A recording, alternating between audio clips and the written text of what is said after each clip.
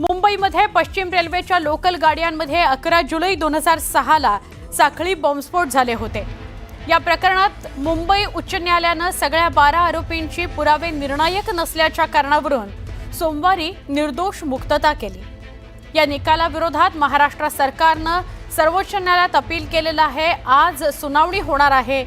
मुंबई उच्च न्यायालयाचे न्यायमूर्ती अनिल किलोर आणि न्यायमूर्ती श्याम चांडक यांच्या खंडपीठाने दिलेल्या निकालात मुंबईच्या लोकल गाड्यांमध्ये साखळी बॉम्बस्फोट घडवण्याकरता कोणत्या प्रकारच्या बॉम्बचा वापर करण्यात आला याची माहितीच तपास यंत्रणेने सादर केलेली नाही। प्रत्यक्षदर्शी, साक्षीदार, घटनास्थळ, आरोपींकडून जप्त केलेले साहित्य आणि कबुली जबाब यांच्या हस्ते या प्रकरणाचा खटला चालवण्यात आलेला आहे। पण आरोपींनीच बॉम्बस्फोट घडवला हे एटीएस सिद्ध करू शकलेलं नाही। त्यामुळे या खटल्यातील 12 आरोपींची उच्च न्यायालयाने निर्दोष मुक्तता केलेली आहे। आता सर्वोच्च न्यायालय काय निर्णय देतं याकडे सगळ्यांचं लक्ष लागून आहे।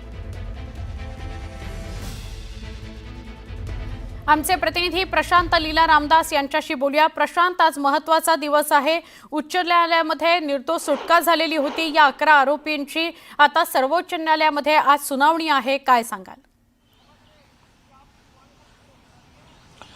सुवर्णा, जर बघितलं तर या सोमवारी जर बघितलं, या आठवड्यातल्या सोमवारी या संदर्भात सुप्रीम कोर्टाचे मुख्य न्यायमूर्ती जे आहेत, भारताचे सरन्यायाधीश भूषण गवई यांच्या पुढे हे प्रकरण मांडण्यात आलं होतं। त्यांनी आज या प्रकरणात सुनावणी होईल असे स्पष्ट निर्देश दिले होते। त्यानंतर आज या संदर्भात ॲडव्होकेट जे आहेत महाराष्ट्र सरकारच्या वतीनं ही भूमिका मांडण्यात येईल आणि सोबतच ज्या पद्धतीनं मुंबई उच्च न्यायालयाने निर्णय दिलेला आहे त्या निर्णयाच्या संदर्भात काय काय चुका ज्या झालेल्या आहेत त्या चुकांवरती एक प्रकारे आपली मांडणी महाराष्ट्र सरकारच्या वतीनं करण्यात येईल।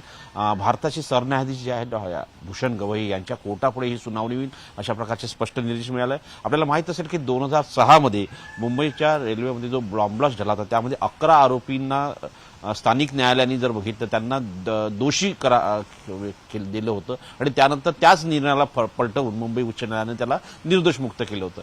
या सगळ्यामध्ये कुठे महाराष्ट्र सरकार चुकलं, आता त्या चुका दुरुस्त करण्याचं काम सुप्रीम कोर्टाच्या या सुनावणीच्या दरम्यान करतील। आज सुनावणीला सुरुवात झाल्यानंतर होऊ शकतं की या संदर्भात जेही याचिकाकर्ते आहेत दोन्ही बाजूचे प्रतिवादी आणि वादी या सगळ्यांना या संदर्भात नोटीस देखील जारी होऊ शकते। आजपासून सुनावणीला सुरुवात होईल। पण महत्त्वाचं म्हणजे जर बघितलं या प्रकरणात आता सुप्रीम कोर्टात सुनावणी होते हे अत्यंत महत्त्वाचं आहे। सुवर्णा, नक्की धन्यवाद आपण माहिती दिल्याबद्दल।